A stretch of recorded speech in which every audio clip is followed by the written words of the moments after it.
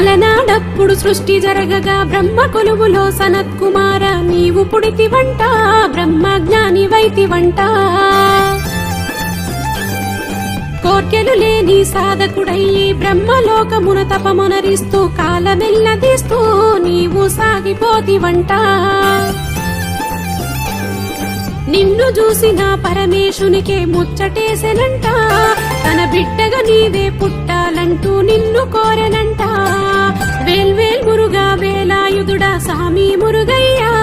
నీ వృత్తాంతాన్ని కథగా చెబుతా దేవా మురుగయ్యా